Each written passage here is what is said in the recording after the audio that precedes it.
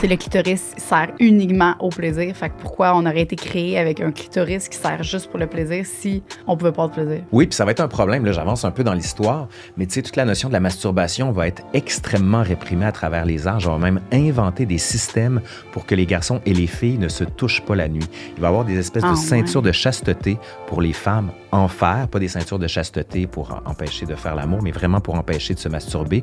On va enfermer le sexe dans des boîtes pour pas qu'on touche. Imaginez, là, votre première nuit de noces se passe. Vous êtes assis, des fois, vous rencontrez votre gars pour la première fois, et là, il y a le prêtre qui est dans la chambre, les deux familles qui sont là et qui regardent l'acte se réaliser. Et pour être bien sûr que l'hymen de la femme a été perforé, on regarde le lendemain sur le drap, et s'il y a un peu de sang, on prend le drap et on le met à la fenêtre pour dire « voilà, le mariage a été consommé ».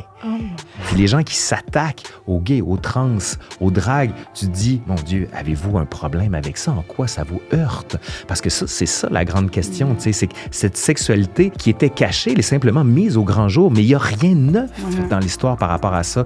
Puis les sources du passé nous permettent de le révéler.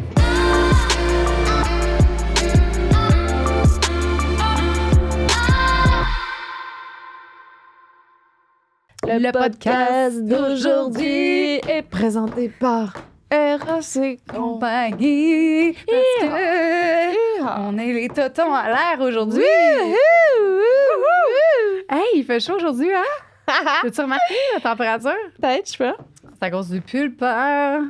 Oh, oui, c'est à cause de toi aussi. Mais... OK, le pulpeur. Okay, pulpeur. Vas-y, dis-nous. Dis-nous. Pulpeur, OK, on l'a choisi spécialement parce qu'il était très différent des autres. Pulpeur, c'est une... Tu sais, là, les gens, on se trompe souvent. C'est quoi un jouet pulsion air? C'est un jouet à succion? C'est pas compliqué. Un jouet à succion, ça fait... Ça suce, OK? Fait que ça active toute la circulation sanguine au niveau de la vulve et du clitoris. Donc, c'est quoi l'avantage de ça? C'est que tu peux le mettre sur ton sein en passant. Mets sur ton sein, là, c'est incroyable. Genre, dedans ton... Ouais, Ben moi, je sens plus rien, vous entendez? Et ce que ça va faire, c'est que ça va amener tout le flux sanguin qui va aller intensifier tes sensations après. Tu peux t'en servir comme préliminaire. Tu vas aller te mettre ça sur la vulve ou sur les seins. Ça l'amène le sang. Puis là, puis après ça, tu peux faire ce que tu veux. D'avoir du lait. Oh non! Oh non! Oh non! Excuse-moi, Oh, j'ai peut-être c'est mis du drôle. lait sur ton jouet. Oh, ça, c'est bon. Et tu as l'option vibration aussi. Fait que ton jouet à succion, il sert aussi comme jouet, tout simplement, que de masturbation. Donc, tu peux activer la vibration. Tu peux avoir succion et vibration ou vibration. Fait que tu peux tout faire, en fait. C'est pour un public averti, ça, OK? Il est très, très... c'est intense, OK? Et celui-là, vous pouvez vous le procurer sur le site erosetcompagnie.com dans l'onglet sexe oral. Vous allez choisir le pulpeur pour aller pulper vos belles lèvres. Comme, Lisandre, tu l'avais mis sur tes lèvres. Ça, c'est des injections. Non, c'est le pulpeur qui a fait ça. Voyons. Voilà. Merci, sexe oral. Merci. Et Eros et compagnie de faire un duo infernal. Une production du Studio SF. Aujourd'hui au podcast, prenez-vous un petit popcorn parce qu'on revient dans nos cours d'histoire. En fait, on a un cours d'histoire devant nous, mais pour la première fois, vous allez être peut-être captivés. C'était tellement bon. J'ai jamais entendu quelqu'un qui raconte quelque chose d'aussi intéressant, captivant. Ouais, vous allez aimer ça. Puis, tout au long du podcast, il fait différentes plugs ici et là de films, de séries, différentes références. Puis, on va tout vous linker ça dans la description. Donc, inutile de poser la question, je vais déjà venir. Laurent Turcot vulgarise des événements historiques et c'est extraordinaire. J'étais comme, justement, là, je me cherchais, ça allait être quoi ma prochaine obsession? Ben, je pense que ça va être ça. L'histoire du sexe, OK? Vous allez comprendre. Les gens qui n'aiment pas l'histoire et qui skippent le podcast, pour eux, c'est une grosse erreur parce que vous allez comprendre tellement de choses du présent en ce moment, de pourquoi on est comme ça, pourquoi l'être humain en ce moment, on est comme ça, pourquoi les femmes, on est comme ça. On met des mots sur tout comment on se sent avec lui. Puis là, vous allez voir, au début, il y a quand même une bonne période là, sur les événements mythiques.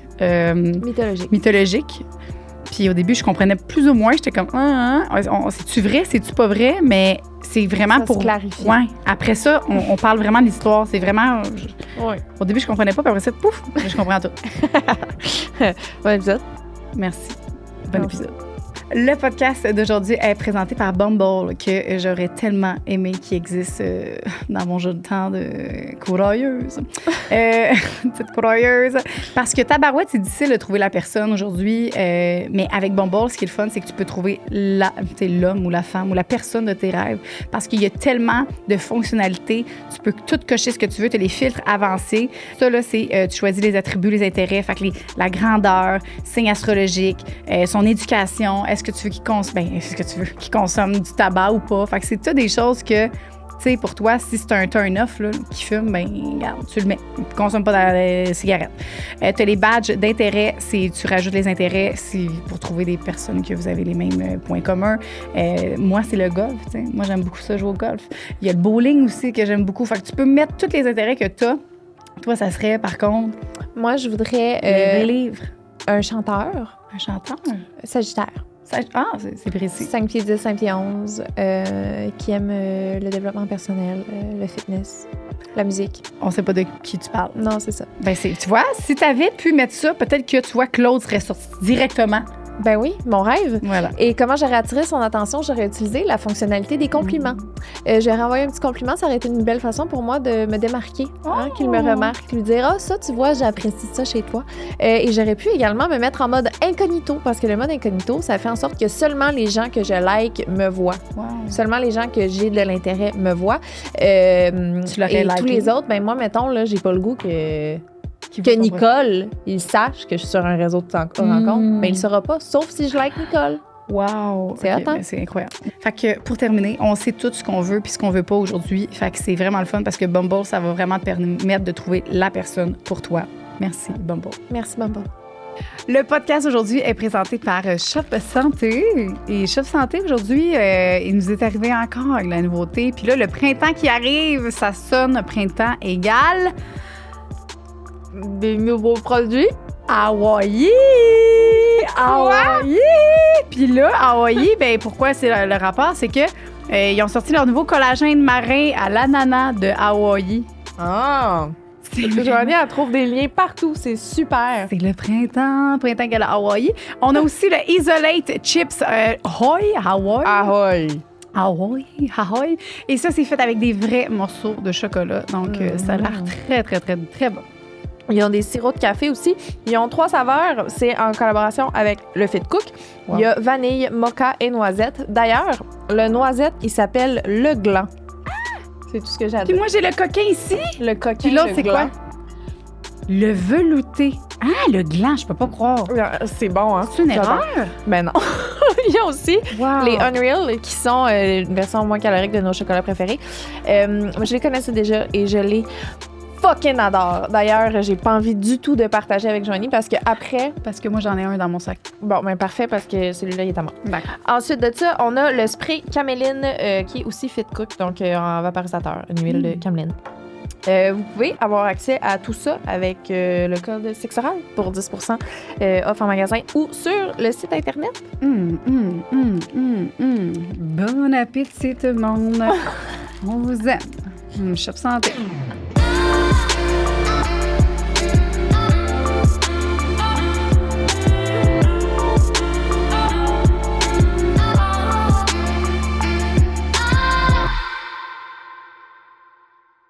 Allô, Laura? Allô? Turcot. Bonjour. YouTuber. Oui.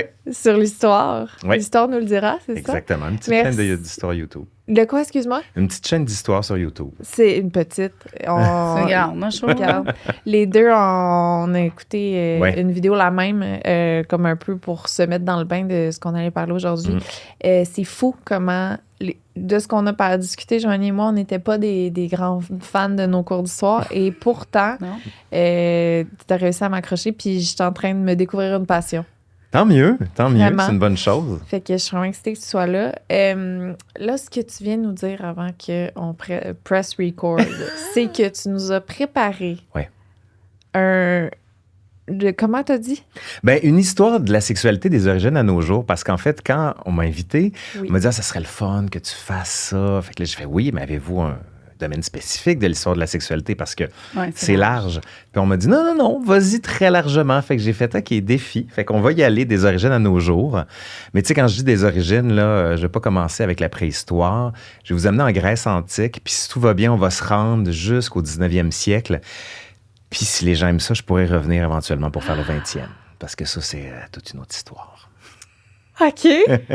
Oui. Pas trop poser de questions. À parce lever que sa main, tout le monde. J'ai levé ma main. Moi, c'est ça. Moi, l'histoire, ça m'intéressait pas du tout. Mais ce matin, ça m'a vraiment beaucoup intéressé quand tu parlais. Parce que tu as vraiment de belles voix, premièrement, je veux juste te le dire. Tu as un beau ton qui est apaisant. Merci. Puis, j'avais aucune idée que c'était toi parce que dans ma tête, j'avais vraiment un monsieur. Dans mes cours d'histoire, j'avais comme le monsieur qui était endormant, tu sais, vraiment l'histoire. Puis c'était long, puis c'était plat. Puis là, toi, tu parlais, puis j'étais comme « Wow! Hein? C'est bon, c'est de la drive. » Fait que merci vraiment. Puis l'histoire antique, juste être sûr, là, Oui. c'est dans quelle année? OK. Fait qu'en gros, en histoire, on considère qu'il y a 4 grandes périodes. La première, c'est l'Antiquité. OK. Ça va grossièrement de la Grèce antique, tu sais, en gros, les Jeux olympiques antiques jusqu'à la Rome antique. Après ça, il y a ce qu'on appelle le Moyen Âge, qui va de la chute de l'Empire romain jusqu'à la découverte de l'Amérique environ, la Renaissance. Après, troisième période, l'époque moderne, donc ça va de la Renaissance ou de la découverte de l'imprimerie jusqu'à la Révolution française, 1789. Oh. Puis nous, actuellement, on est dans la 4e période, ce qu'on appelle l'époque contemporaine, qui va du 19e siècle jusqu'au 21e siècle aujourd'hui. Fait que ce que je vais faire avec vous aujourd'hui, c'est qu'on part de la Grèce antique, puis on s'en va jusqu'au 19e siècle pour voir ça. Mais c'est pas grave. Si à un moment donné, vous êtes perdu, tu sais, quand je parle du 14e siècle, ça veut dire les années 1300, etc., n'hésitez pas. Là. Puis je vais essayer de donner des repères. Puis on va y aller aussi avec la culture pop, parce qu'on s'entend que l'histoire, là, c'est de la culture pop, puis il y a tellement de films historiques à gauche et à droite. Tu sais, quand je vous parlais de la Grèce antique, vous pouvez avoir dans la tête le film 300. Est-ce que ça vous dit quelque chose? Ouais. 300. Oui. Les gars, là, justement, OK. avec des gros abs qui se battent quasiment à moitié nus, là. J'ai rencontré Gerard Butler, puis je prends toutes les opportunités pour pouvoir le plugger, puis j'en ai vu une bonne ici, fait que je le dis. Continue. Je pensais que tu vas dire quelque chose sur Non, lui. non, Genre, pas du il était tout. vraiment gentil. Oui, aussi. Mais il avait Ah tourné à ouais? Montréal, si je me souviens bien, 300 Ça en se peut, plus. ça se peut. Mais je commence avec vous aujourd'hui, en fait, sur la Grèce antique, parce que je me suis amusé à regarder un petit peu. D'ailleurs, avant que je commence, s'il y a des gens qui vont vouloir aller plus loin, je vous apporte un livre. Ça s'appelle Sex Story, la première histoire de la sexualité en BD. C'est vraiment passionnant. Puis, quand vous m'avez envoyé ce mandat-là, j'ai fait, il faut que ce soit simple, accessible et Oui. drôle. C'est C'est cool. édité par Guy Saint-Jean au Québec. Au départ, ça venait des Je l'ai regardé arènes. tantôt, fait que je vais laisser Et Joanie c'est regarder. vraiment passionnant. C'est que C'est tu as fou. tout montré, suggéré, puis vraiment Bande même, dessinée, wow. c'est le meilleur moyen des fois de comprendre des concepts un petit peu difficiles. Puis là, dans le cas présent, c'est vraiment des origines de nos jours. Ça parle de la préhistoire de l'Égypte antique, ce que je ne fais pas avec vous aujourd'hui. Donc, si vous voulez compléter, ça sera par là. Donc, je reviens. Grèce antique. Grèce antique, je me suis amusé à regarder les différents termes que la Grèce antique nous a donnés. Puis je vous les donne comme ça. Androgynie, aphrodisiaque, érotisme, hermaphrodite, homosexualité, narcissisme, nymphomanie, pédérastie, priapisme et bestialité. C'est quand même assez large comme idée, d'autant plus que quand on regarde dans les livres, dans la vie quotidienne, il y avait une plus grande liberté sexuelle. Le film, par exemple, Alexandre, avec Colin Farrell, on voit qu'il est amoureux d'un homme, puis tout ça passe de manière très, très normale. Mais c'est pas étonnant parce que quand on regarde l'histoire grecque, il faut se rappeler de l'histoire de la mythologie. Je sais pas si vous avez des petites notions en histoire de la mythologie. Zeus, Héra, toute cette gang-là, tu sais, qui sont dans l'Olympe. Tu sais, dans Astérix et Obélix, on les voit, sauf que ça, c'est la version romaine, mais c'est pas mal la même chose. Puis dans la mythologie, le début de la mythologie, tout est histoire de cul. Tout est histoire de sexe là-dedans. Puis d'ailleurs, il y a une très bonne série qu'on peut voir qui est faite par Arte, s'appelle 50 nuances de grec, où c'est basé sur 50 nuances de Grey, bien sûr. Puis c'est toute une histoire avec les dieux grecs, mais version française. Vous irez voir ça sur YouTube, c'est vraiment drôle. Donc, il va me falloir une liste de notes de tout ce qu'il faut que j'aille checker. Nous, on va réécouter le podcast 4 fois. C'est ça. donc, je vous en apporte quelques-unes. C'est ça, c'est qu'au départ de la mythologie, il y avait Gaïa, la Terre, qui va s'allier avec Ouranos. Et bon, ils font l'amour, tout va bien, mais Gaïa va enfanter des monstres. Ça, c'est les géants, les cyclopes, les titans. Puis Uranus va pas être super content. Son mari, donc, il dit, tu prends tes enfants puis tu les ramènes dans ton ventre. Je veux pas de ces enfants-là. Et Gaïa n'est pas super contente, puis elle décide de se venger. Elle va demander à un de ses enfants, qui est Cronos, de couper la verge de son père. Et pendant que Kouranos va pénétrer sa femme, son fils Cronos va lui couper le sexe. Le sexe d'Ouranos va tomber dans la mer Égée et le sperme va créer toute une série de dieux, et notamment Aphrodite, qui est la déesse de l'amour. Impossible. C'est comme ça que ça commence. Fait qu'elle, elle a un pénis dans le vagin. Non, c'est elle est née du membre coupé de son père qui est tombé dans la mer. Oh. Ça, c'est le début. Puis Aphrodite, elle va avoir beaucoup d'amants. Elle va en avoir un notamment qui va être Hermès. Aphrodite, Hermès, ça donne Hermaphrodite. Oh. Et le fils d'Hermès et d'Aphrodite va avoir des seins et un sexe masculin. Et on dit que c'est le symbole parfait de la sexualité et de la femme et de l'homme. Donc déjà, le terme hermaphrodite vient de là. On va ériger des temples à Aphrodite, tellement qu'on va même faire un culte à ses fesses. On organisait en Grèce antique des concours pour savoir qui allait avoir les plus belles fesses, parce que Aphrodite avait des belles fesses. Et quand vous allez dans les musées, à gauche et à droite, on voit des sculptures antiques, puis on voit qu'il y avait tout le temps un beau galbe fessier d'Aphrodite. Ben c'est normal, c'était une manière de lui rendre hommage. Mais là, est-ce qu'on le faisait aussi pour les hommes? Ouais! J'ai parlé de priapisme. Est-ce que vous savez ce que c'est que le priapisme? Ça me dit quelque chose. C'est quelqu'un qui est bandé de manière tellement intense que ça devient dangereux. Si vous prenez, par exemple, trop de Viagra, votre sexe risque de nécroser tellement il est chargé de sang. Donc, Priape, au départ, c'était un dieu qui, lui aussi, avait un problème parce qu'il est né avec un sexe énorme. Mais quand je vous dis énorme, là, il y avait le sexe, le pénis gros comme une jambe. Et disons que ça va plaire... C'est lequel, ça? Ça, c'est Priape. Priape. Quand on dit de quelqu'un que c'est un vrai Priape, c'est qu'il a un méchant gros pénis. Oh. Donc, on va lui vouer un culte et les femmes vont vouloir faire l'amour avec lui sans arrêt, sauf que les gars... Les maris, en fait, leurs femmes veulent faire l'amour sans arrêt avec Priape, vont dire, là, ça suffit, Priape, on le fout dehors. On fout dehors Priape, sauf que tous ces gars-là vont être atteints de chaude pisse. Ils vont avoir le sexe complètement fini et les dieux vont dire, si vous voulez retrouver votre vigueur corporelle et votre vigueur sexuelle, ramenez Priape dans la cité et érigez-lui un culte et des sculptures et des statues. Donc, on va voir en Grèce antique des statues de Priape avec un sexe turgescent, mais tu sais, énorme. Fait que tu avais des pénis partout. Ouais. Puis même en Grèce antique, il n'était pas rare, et en Rome antique aussi, d'avoir des espèces de mobiles avec des pénis. Quand tu rentrais dans la maison, un pénis, c'était un symbole de fécondité. Donc, tu en voyais partout. Et c'est pas étonnant quand on sait que dans la Grèce antique, toute la mythologie était liée à ça. C'est toujours une histoire de sexe à gauche et à droite. Vous irez voir, c'est très bien raconté dans Sex Story, mais c'est assez intense de voir à quel point tout ça est basé. Bon, je vous ai parlé des phallus, là, ça va. J'avance un petit peu parce que il y a un philosophe, moi, que j'aime beaucoup, qui est Platon. Je ne sais pas si vous vous souvenez de vos cours de philosophie au cégep. Est-ce que ça vous dit quelque chose, Platon?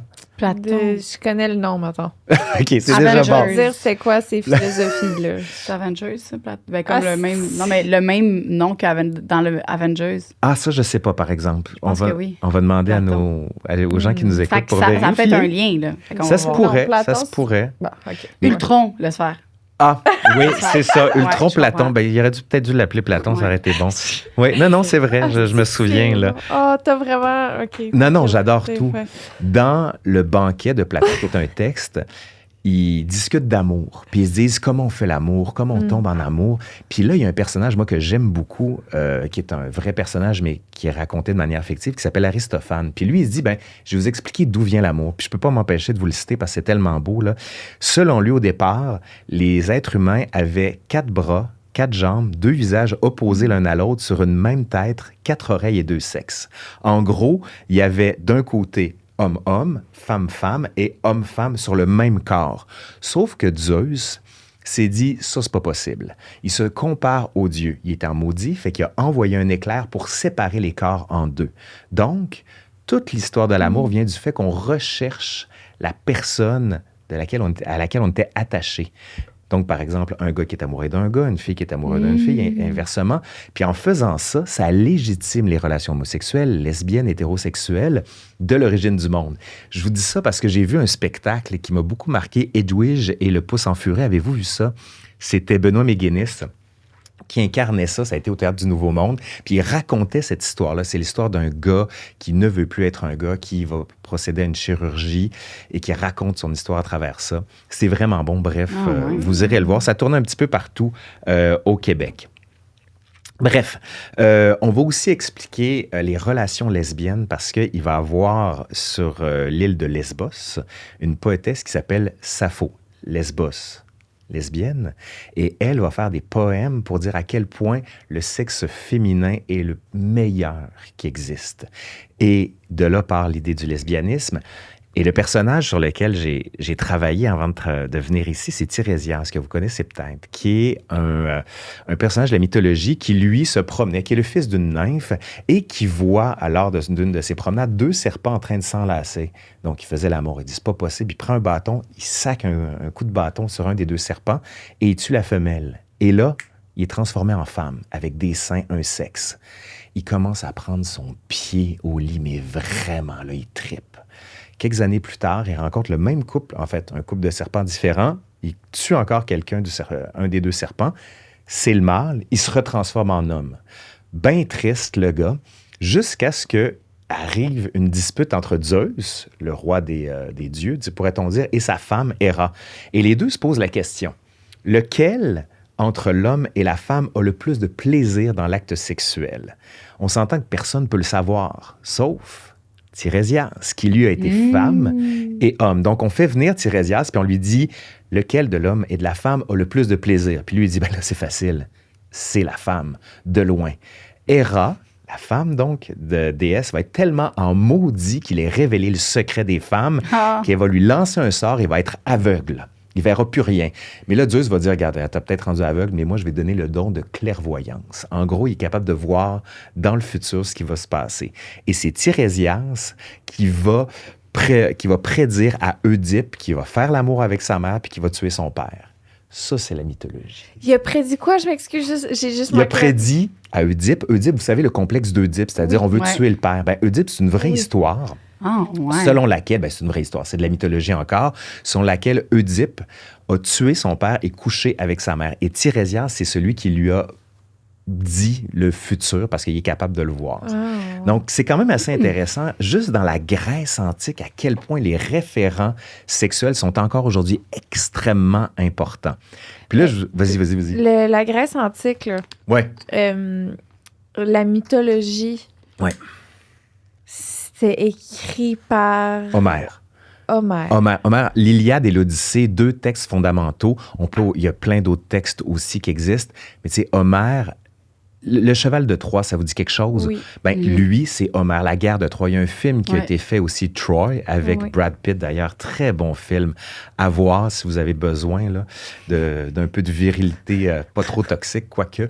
Mais on voit justement cette histoire-là. Et tout ça est raconté par Homère. En gros, c'est le récit de l'origine du monde. De la même manière que les catholiques, on se dit comment notre monde a été créé. On dit Dieu a créé le monde en 7 jours et après ça, il s'est reposé. Après ça, est venu Adam, est venu Ève, etc., etc. C'est comme une mythologie, mais qui est propre au monde grec. OK. Puis ça, pour vous situer, ça va environ du 5e siècle avant Jésus-Christ. On est là-dedans. OK. Homère, on ne sait pas c'est qui. Là. Homère, on pense que c'est un poète, mais on n'en sait pas trop sur lui. Okay. Rien à voir avec les Simpsons, là, parce que je sais que tout le monde a pensé à la référence. Il y en a une là-dedans. Mais si vous voulez vous charger de culture, là, vraiment, l'Iliade et l'Odyssée, c'est un poème épique. Ça a été mis en français moderne. C'est vraiment passionnant. C'est très, très beau. Mais Homère qui a écrit ça, là, mettons, là, puis mythologie, moi, dans ma tête, mytho, ça se rapport à mythomane, genre. Ça vient de là. C'est quelqu'un qui se crée un mythe puis qui crée une réalité qui n'est pas vraie parce qu'on s'entend que les dieux de l'Olympe, ce n'est pas vrai, là. Mais c'est un ensemble de récits. C'est un ensemble, on dirait du storytelling storytelling qui donne sens au monde. Parce que quand tu vis dans le monde dans lequel tu es, tu as besoin de comprendre pourquoi tu souffres, pourquoi tu es heureux, pourquoi tu fais telle chose et non pas d'autre. Ça structure le monde et la religion a cette fonction-là. Ce qu'on appelle mythologie à l'époque, c'est une religion avec des prêtres, des prêtresses, des temples, et on va donner des cultes, par exemple. On va demander à Aphrodite de tomber amoureuse de la bonne personne. On va demander à Héphaïstos, par exemple, de bien travailler les forges. C'est comme tout un ensemble référentiel vers lequel tu te tournes pour comprendre et agir dans le monde. Ce que vont faire les Romains. Les Romains, c'est la même chose. En gros, la Grèce et la Rome antique, ça se chevauche. C'est-à-dire, c'est dans le pourtour de la Méditerranée, là, on est dans la botte italienne, c'est là que l'Empire romain va se définir.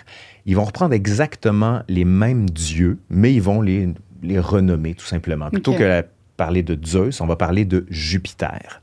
Mais c'est les mêmes référents, donc c'est encore une fois une affaire de sexe qui se base là-dessus. Mais les Romains, au départ, ça fêtait pas mal. Tu sais, aujourd'hui, il y a une des fêtes qu'on aime beaucoup, c'est Noël. J'imagine que vous le savez, là. Mais au départ, ça vient d'une fête qu'on appelle les Saturnales, parce que les Romains aimaient ça, se laisser aller. Puis ça, c'était 7 jours, 7 nuits où on jouait, on baisait, on s'amusait. Si on est loin de Noël aujourd'hui, là, si ça fait ça en famille, ça vous appartient. Mais il n'y avait pas d'interdit. On pouvait faire ce qu'on voulait à Rome. Puis parlant de ça, là, les gens se laissaient aller. Puis les fameux phallus dont je vous parlais, là, on en voyait partout, partout. Il y avait moins de le côté pudique. Aujourd'hui, dans l'espace public, si tu vois des phallus qui bougent à gauche, à droite, là, on en a un en moton, là, à côté, ici, là. Mais avoir des phallus dans l'espace public, ce n'est pas bien vu. À l'époque, au contraire, c'était normal. La sexualité était beaucoup plus assumée. Mais avec la Rome antique, tu vas voir un système qu'on va appeler le système de droit romain qui va édicter une règle qui va perdurer jusqu'à très longtemps, voire juste, malheureusement jusqu'à aujourd'hui. C'est ce qu'on appelle le patriarcat.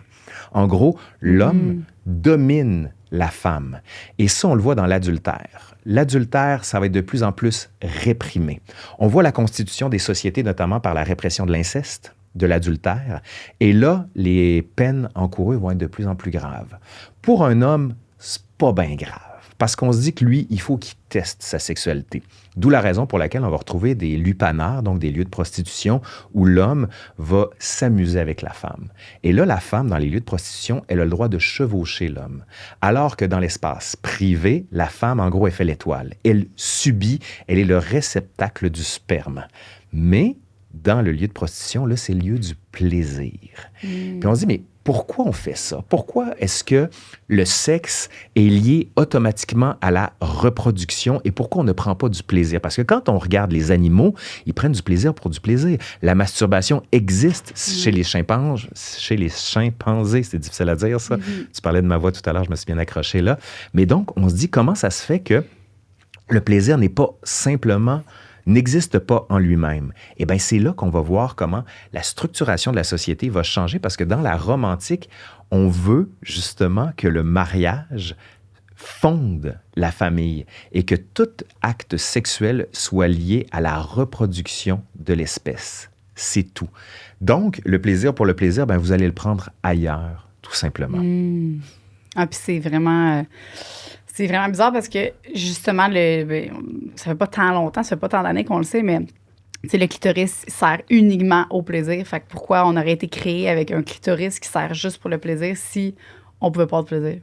Oui, puis ça va être un problème. Là, j'avance un peu dans l'histoire, mais tu sais, toute la notion de la masturbation va être extrêmement réprimée à travers les âges. On va même inventer des systèmes pour que les garçons et les filles ne se touchent pas la nuit. Il va y avoir des espèces de ceintures de chasteté pour les femmes en fer, pas des ceintures de chasteté pour empêcher de faire l'amour, mais vraiment pour empêcher de se masturber. On va enfermer le sexe dans des boîtes pour pas qu'on touche.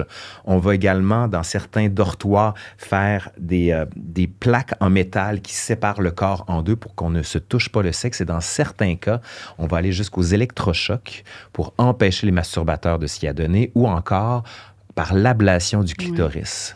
Malheureusement, ça existe encore aujourd'hui. Dans certains pays, la femme n'a pas à avoir du plaisir, elle n'est qu'un ventre. Et de prendre du plaisir pour du plaisir, c'est considéré comme immoral. Mais dans la Rome antique, pas nécessairement. On peut avoir du plaisir pour du plaisir. Il va même avoir un auteur, Ovide, excuse-moi, Lisande, je te donne un autre texte à lire qui s'appelle « L'art d'aimer ». Et ça, c'est un très, très, très beau texte qui date de la Rome antique où il dit, en fait, voici comment bien aimer votre femme. Voici comment bien faire les choses. Voici comment faire de bons préliminaires. Voici comment attirer le feu pour être sûr que justement, que l'incendie pogne. Tu sais, tu commences avec du petit bois, puis tranquillement, clac, tu fais un feu d'artifice complet. Il va même dire aux femmes, il dit, vous avez droit au plaisir. Le plaisir partagé décuple la sexualité. Sauf que tout le monde ne va pas l'entendre de cette oreille-là, puis on va dire, ben, regarde, fous donc le camp. Donc, il va être exilé, malheureusement, de Rome. Ah ouais. C'est assez particulier quand même, parce que quand on pense à certains empereurs, peut-être vous avez vu le film Gladiateur, assez marquant au début des années 2000, où on voit des empereurs romains, où quand on pense à des gens comme Néron, Caligula, très connus pour les sévices sexuels auxquels il s'adonnait, les perversions, comme on le dit. Je vous en cite quelques-uns, là. Néron, qui va tuer sa mère, sa deuxième femme après ça pour prendre une épouse plus jeune. On dit qu'il aimait se prostituer déguisé en femme. On dit même qu'il aurait fait brûler Rome en chantant de la musique. Ça, c'est très, très, très... C'est un empereur. C'est un empereur qui a existé. Qui a existé. Okay. Oui, là, on n'est plus dans la mythologie. Là, j'ai quitté la mythologie pour rentrer dans la vérité des choses.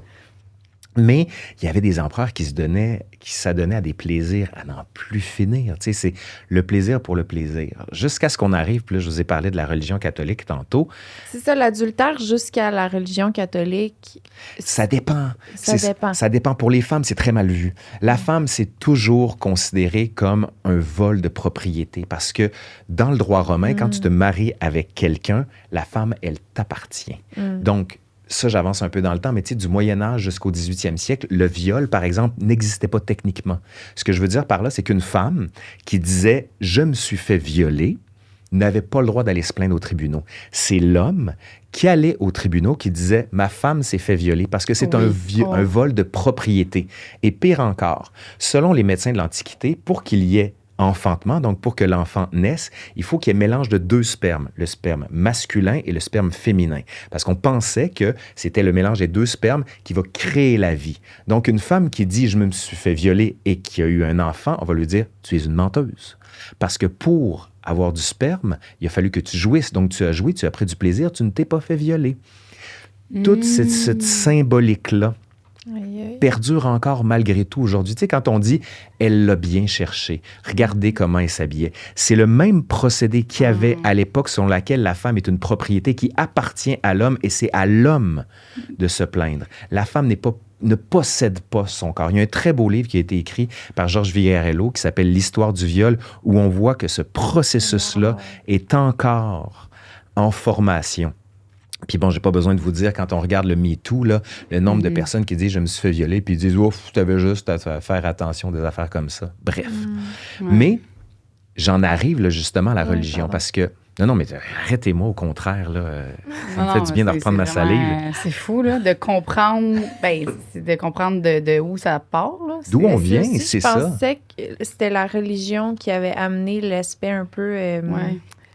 que la femme est une propriété de l'homme. Je pensais que c'était moins pire, que la religion est arrivée, avait mis ça pire.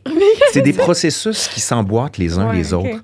Tu sais, c'est jamais un élément qui fait que tout d'un coup, tout débloque. En revanche, c'est vrai que tu as des textes de loi, des fois, qui structurent les choses. Mais la religion catholique, ça va être déterminant. Tu sais, quand on dit pudeur, chasteté, on va associer la sexualité à la luxure. Puis on va même dire, oui, il faut croître et multiplier, comme on peut lire dans les évangiles, mais il faut le faire sans plaisir. Bref, il faut simplement faire la chose. Puis on va même, il y a même certains grands personnages qui vont dire, là, pour faire l'amour, on a inventé des chemises de nuit avec un trou au niveau du sexe pour la femme. C'est là que ça se passe, puis c'est tout. Il y en a même qui vont dire, ça se passe dans le noir, faut pas voir le sexe, faut pas voir les seins, rien. Vous faites l'acte et c'est tout. Il va y avoir toute une structure et une grammaire fondée par la religion catholique pour dire aux gens, le corps, on met une chape de plomb là-dessus, c'est le lieu du péché. Se toucher, la masturbation, c'est péché. Faire l'amour pour l'amour, c'est péché. Avoir une volonté ou un désir en dehors du mariage, c'est péché. Donc, on est encore, nous, aujourd'hui, redevable de ça. Tu sais, tous les problèmes qu'on a à dire les choses, dire les mots, trouver. Tu sais, je l'utilise depuis tantôt, je parle de l'acte, je parle de masturbation. J'essaie de faire attention pour pas trop choquer par les termes. Toute la moralité qui est la nôtre aujourd'hui vient de la structure judéo-chrétienne, comme on dit, donc de la religion. Et pourtant, dans la Bible même, on retrouve des éléments qui suggèrent que les étreintes, les caresses, le plaisir, c'est bien vu. Une des parties de la Bible qui s'appelle le Cantique des Cantiques, on le chante magnifiquement bien. Mais ce qui va arriver, c'est qu'il va y avoir des pères de l'Église comme Saint Augustin, Thomas d'Aquin, qui, eux, vont dire, là, vous arrêtez tout ça. On touche à rien. Donc, on va avoir des pères de l'Église comme Saint Augustin ou encore Thomas d'Aquin qui vont dire que le corps, c'est le lieu du péché, il faut s'en détourner. Mais c'est intéressant parce que avant ce qu'on appelle le 11e, 12e siècle, il était permis aux prêtres, aux religieux d'avoir une femme. Donc, il n'était pas rare non plus de voir le prêtre complètement sous, faire l'amour. Mais là, on va se dire, là, ça suffit, là, il faut structurer tout ça, il faut empêcher d'avoir un corps qui pêche. Donc, ce qu'on va se dire, c'est qu'il faut un lieu pour que la sexualité se déploie. Et ça va être le mariage. Le mariage chrétien, au départ, ça se faisait loin de tout le monde. C'était pas nécessairement public. Là, on va se dire, non, c'est une cérémonie publique qui se fait devant tout le monde. La famille est là, puis le sexe se passe là. On va même dire que ce qu'il y a de plus important pour une femme, c'est son honneur. Ce qu'il faut dire par là, c'est sa virginité. En gros, une femme ne peut pas faire l'amour avant le mariage. Et même en France ancienne, à l'époque du Moyen-Âge jusqu'au 16e siècle et même après, il n'était pas rare que la première nuit de noces, imaginez, là, votre première nuit de noces se passe.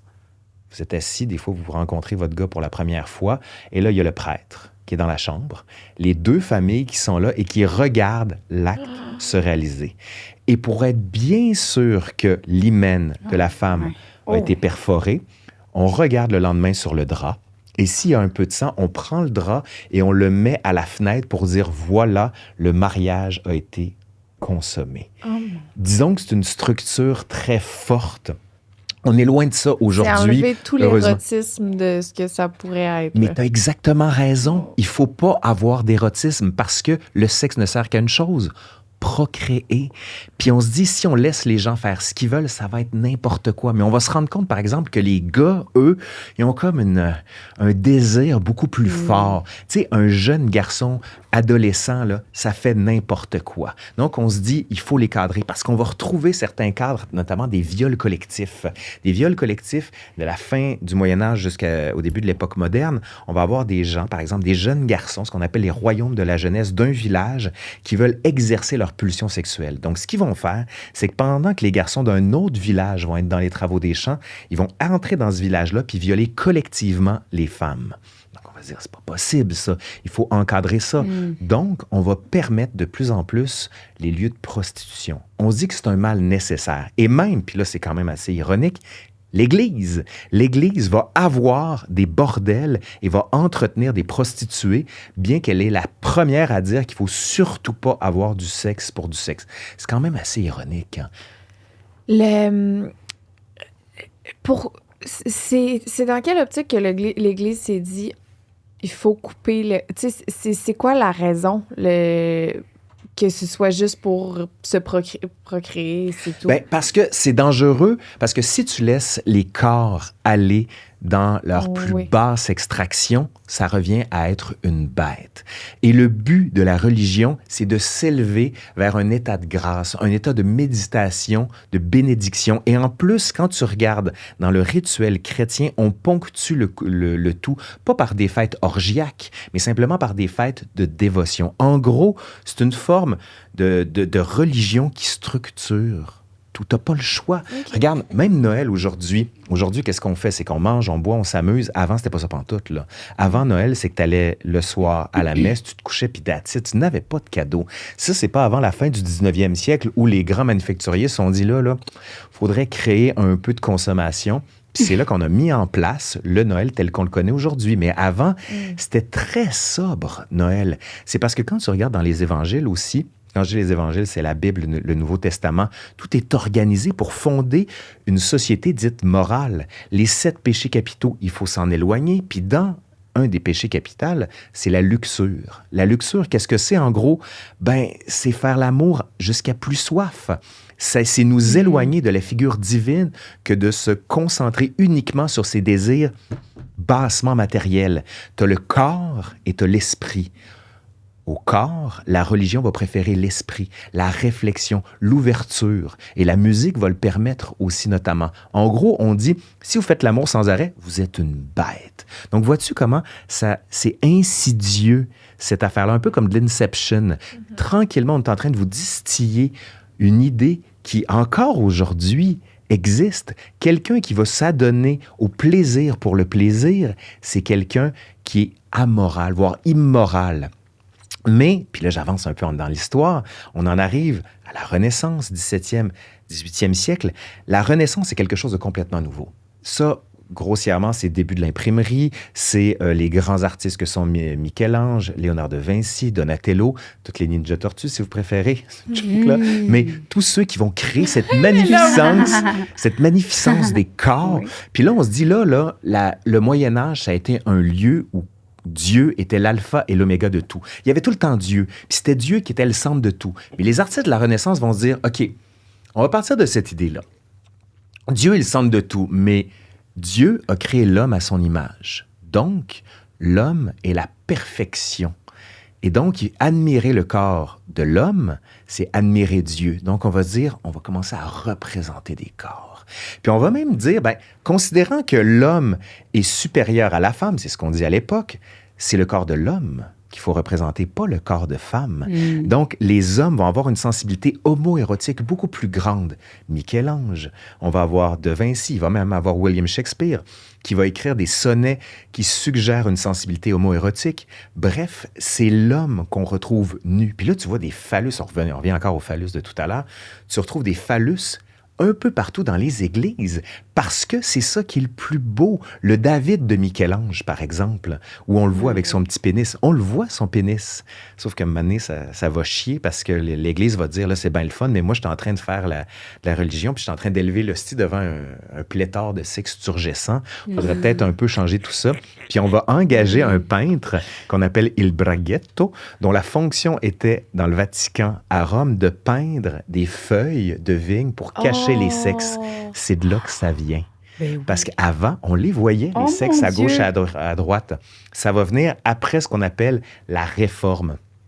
Parce qu'il va y avoir un prêtre qui s'appelle Martin Luther qui va dire « Hey, là, la religion, c'est n'importe quoi. Là, on va revenir aux origines premières de ce qu'est la religion. » Puis lui, il va faire ce qu'on va appeler plus tard le protestantisme. Et là, la religion catholique va dire hey, « Wow, là, on se calme, là, nous autres aussi, on est bons. » Donc, ils vont faire ce qu'on appelle le Concile de Trente. Puis là, ça va être tradition, conservatisme. On va imposer aux prêtres de porter la soutane pour pas qu'ils se touchent le sexe parce que c'est dangereux. On va les former dans des séminaires. Le latin va être universellement chanté et raconté. Bref, là tu sais, la contrainte corporelle, là, c'est vraiment au 17e, 18e siècle que là, ça s'impose véritablement. On s'éloigne de cette liberté qu'avaient pu avoir les peintres et la sensibilité italienne de la Renaissance, sensibilité italienne de la Renaissance, je parle du 14e, 15e et un peu du 16e siècle. Mais là, le problème, c'est que c'est toujours une espèce d'aller-retour dans l'histoire. Quand je dis aller-retour, c'est que c'est toujours entre contrainte et liberté. C'est deux pôles qui sont présents. C'est rare que dans une période, tu as juste un pôle. Tu en as toujours un autre qui pousse. Puis là, je vous disais là, qu'avec les réformes, autant protestantes que catholiques, on revient à un corps enfermé, loin de tout. Mais tu vas avoir des gens qu'on va appeler les libertins au 17e siècle. Mais là, quand on pense libertin, on se dit « Ah, ça y est, ils vont se laisser aller, les corps vont être dénudés. » Pas de suite. Éventuellement. On va en venir au Marquis de Sade dans quelques instants. Mais au départ, quand on dit libertin, c'est liberté de la pensée, de se libérer du dogme religieux. Donc, en gros, des personnages comme Cyrano de Bergerac, par exemple, étaient un libertin. Il ne fourrait pas à gauche et à droite, mais il y avait la liberté de pouvoir penser comme il le voulait. Au 18e siècle, on va se dire, ouais, mais si on peut penser comme on veut, pourquoi est-ce qu'on ne pourrait pas jouir de nos corps comme on veut? Et c'est là que la pensée de la sensibilité, une certaine forme de romantisme aussi va venir avec des corps qui se dénudent, des artistes qui représentent des femmes. Là, autant la Renaissance, c'était les gars, là, on en vient vraiment à la magnificence du corps féminin. des artistes comme Fragonard, par exemple, qui vont montrer des corps, des baigneuses. Puis souvent, ce qu'on fait pour montrer des corps nus, on va dire, bien, on va peindre des scènes de l'Antiquité, parce qu'à l'époque, il était très, très libre. Donc, on se sert d'une époque pour parler d'aujourd'hui. Il y a une très, très belle peinture que j'aime beaucoup, peut-être que vous la mettrez, ça s'appelle « Les hasards heureux de l'Escarpolette ». C'est une peinture de Jean-Honoré Fragonard. Fragonard qui est un artiste français du 18e siècle. Et on voit une femme sur une balançoire, les jambes ouvertes, avec un homme qui la pousse. Mais juste en dessous d'elle, un autre homme qui regarde. Et son regard tombe exactement au niveau de sa culotte. Sauf qu'à l'époque, les femmes ne portaient pas de culotte. Non, non. C'est juste les vieilles qui portaient des culottes parce qu'on disait que tout était en train de tomber. Quand vous enleviez les jupons, vous arriviez directement au sexe. Donc, le personnage en question est en train de regarder le sexe de la personne et en gros, ça suggère un libertinage complet. Elle se fait pousser par un homme qu'on devine être son amant, mais t'en as un autre en bas qui est en train de lui regarder le sexe. C'est vraiment une peinture magnifique qui est conservée à Londres, qui est toute petite. Puis cette époque baroque du 18e siècle est carrément là-dedans.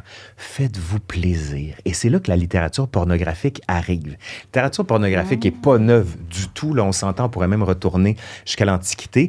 Mais avec l'invention de l'imprimerie, là, on va en avoir des tonnes et des tonnes et des tonnes. Et c'est souvent un modèle type. Tu sais, des fois, quand tu regardes de la pornographie, tu te dis, bon, c'est le livreur qui arrive, votre affaire est brisée, je vais la réparer. Oh mon Dieu, vous êtes nus, allons-y. Même affaire au 18e siècle.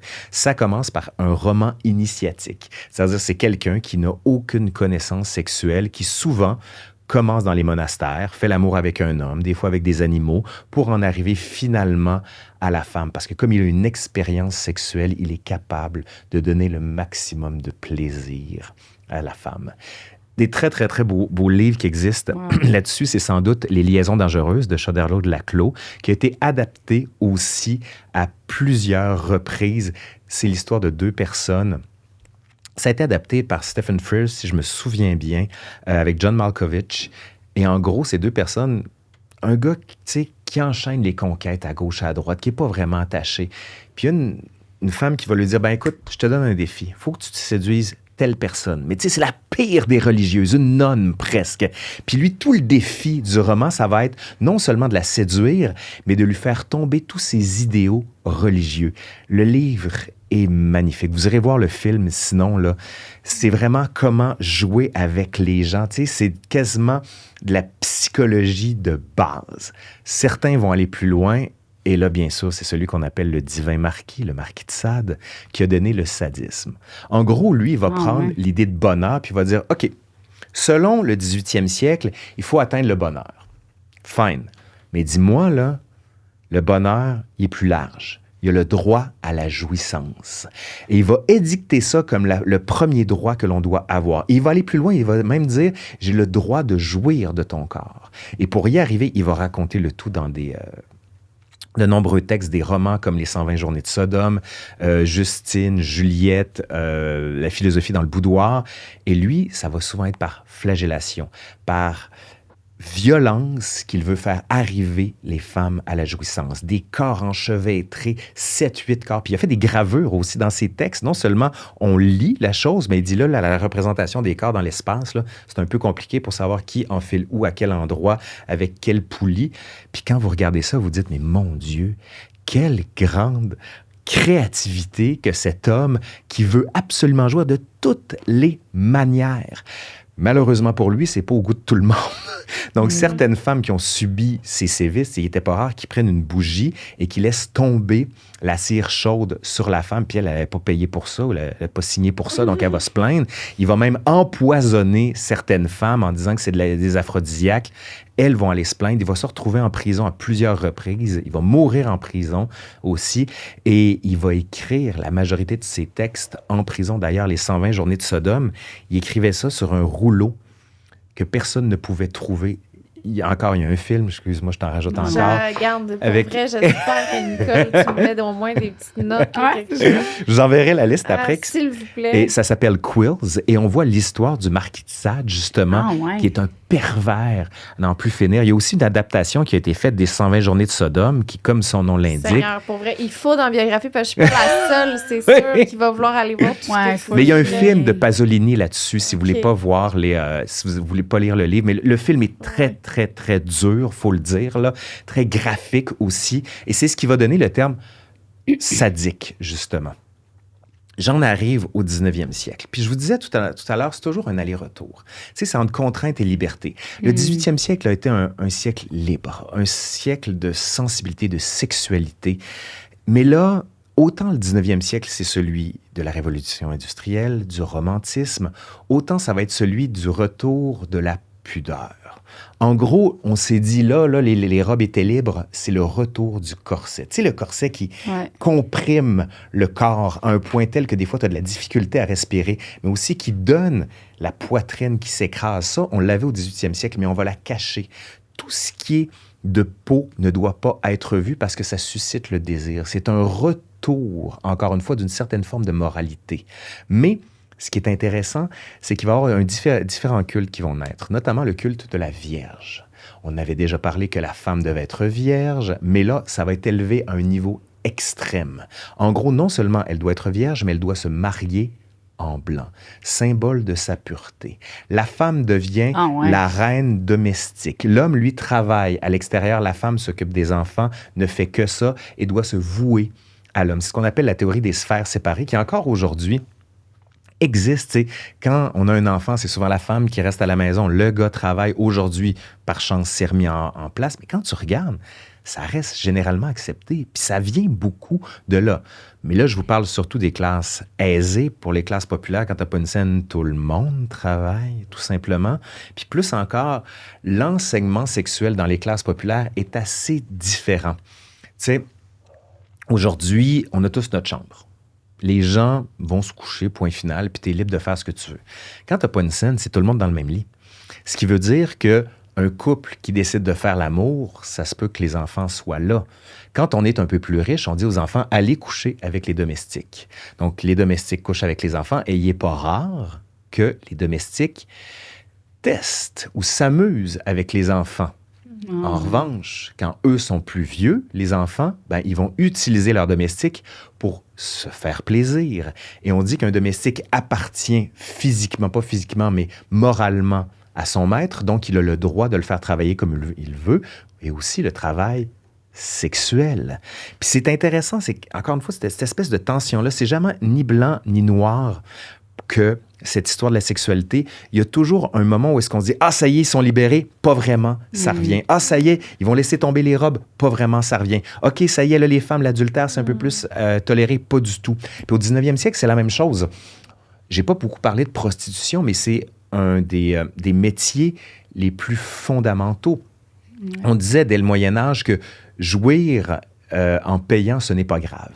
Ça se peut. Donc, si tu payes, ça va. Mais c'est pour les hommes. Bien sûr. Pour les femmes, la prostitution, c'est celles qui ont été laissées de côté. Et c'était pas rare, parce que quand je vous disais tout à l'heure que l'hymen, la virginité, l'honneur, c'est ce qui est le plus important pour une femme, quand elle se fait abuser, quand elle se fait compter des menteries, puis elle se retrouve à ne plus avoir son hymen, ne plus avoir son honneur, elle est donc remise au public. Ça devient une fille publique. D'où le terme qu'on associe de fille publique à une prostituée. Elle ne fait plus partie de la société honnête bourgeoise, elle est publique. Et là, qu'est-ce qui lui reste? Devenir prostituée, vendre son corps. Ça, c'est pour les pauvres. Pour les riches, c'est pas la même chose. Parce que les femmes qui ont de l'esprit, qui ont de l'intelligence, vont devenir, elles, courtisanes. Et vont gagner énormément d'argent. Tu sais, juste pour te donner une idée, là, au 19e siècle, une courtisane pouvait toucher à peu près 10 000 francs par mois. Oui, par mois. C'est quoi une courtisane? Une courtisane, c'est celle qui a de l'argent, en fait, qui se fait payer par des riches financiers, des banquiers, des appartements, qui se fait amener à l'opéra à gauche, à droite, mais c'est une prostituée. En gros, c'est une prostituée qui se donne aux plus riches. Mais je dis 10 000 francs par mois. Le salaire normal, c'est à peu près 40 à 60 francs par mois. C'est juste pour te donner une idée à quel point ces femmes-là, tu sais, elles débloquent. Mais la prostitution, ça reste illégal. Mais c'est jamais les courtisanes qui vont se faire arrêter. Ah, tiens, j'ai une référence pour toi dans Moulin Rouge. Je ne sais pas si vous l'avez vu, le personnage de Nicole Kidman, Satine. C'est une courtisane qui se donne aux plus riches. Le personnage d'Ewan McGregor est amoureux d'elle, mais il n'y a pas une scène. Tu le sens un peu? Ewan McGregor? Ouais. Mon Dieu, merci, je vais le prendre. Continue, excuse-moi. Puis non, ça me fait quelque plaisir. Lance-en des compliments, je vais en prendre. Mais c'est là que tu vois que selon que tu sois riche ou pauvre, comme disait La Fontaine, les jugements de cour vous rendront blanc ou noir. En gros, quand tu es riche, tu as de l'argent, tu ne seras pas inquiété par la police. Mais si tu es comme dans Victor Hugo, le personnage de Fantine, je pense que c'est ça, là, qui était joué par Anne Hathaway, qu'on voit dans le livre Les Misérables de Victor Hugo. Quand tu es une prostituée de bas étage, ben, tu vas te faire amener par la police, tu vas te faire tondre, tu vas te faire amener dans des hôpitaux pour te rééduquer en quelque sorte. Selon que tu sois riche ou non, ben, c'est ça qui va conditionner ton rapport à la sexualité, puis rendre le tout acceptable ou non. Puis on est encore aujourd'hui là-dedans. Le 19e siècle a fondé aussi tout un ensemble de pratiques de pudeur. Mais, paradoxalement, cette société qu'on appelle aussi la société victorienne, qui vient de la reine Victoria, qui a régné, en gros, sur la Grande-Bretagne de 1837, si je me souviens bien, aux années 1903 ou 4. Je me souviens plus exactement des dates, là, j'ai de mémoire, mais en gros, sur un gros chunk du 19e siècle, elle va imposer un système, un certain culte de la maternité. Laquelle, ça? La reine Victoria. La reine Victoria. La reine Victoria. Parfait. Qui, elle, va dire « ayez des enfants, c'est important ». Mais de l'autre côté, ce qu'on a su, c'est qu'elle aimait ça prendre plaisir aux pieux. Tellement que son mari, le prince Albert, on raconte qu'il avait un anneau pénien qui s'était fait perforer le gland. Et lui, un de ses problèmes, c'est qu'il avait des érections soudaines. Donc, en pleine cérémonie officielle, là, tout d'un coup, ping! Il y a le membre viril qui pointe au nord, puis il y va. Puis pour éviter ça, ce qu'il va faire, c'est qu'il va s'attacher l'anneau pénien à la cuisse pour pas avoir ses érections.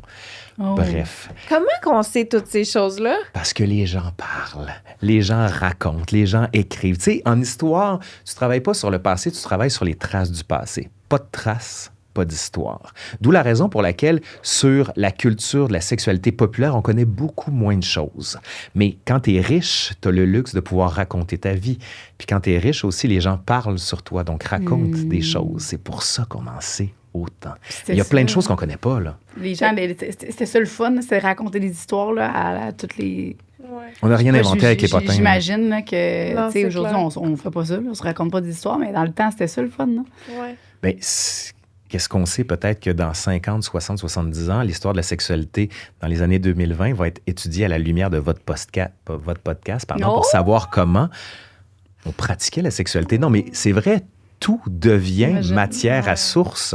Puis c'est ça l'intérêt. Mais si vous regardez dans le livre Sex Story, c'est assez drôle de voir à quel point ça n'a pas évolué tant que ça.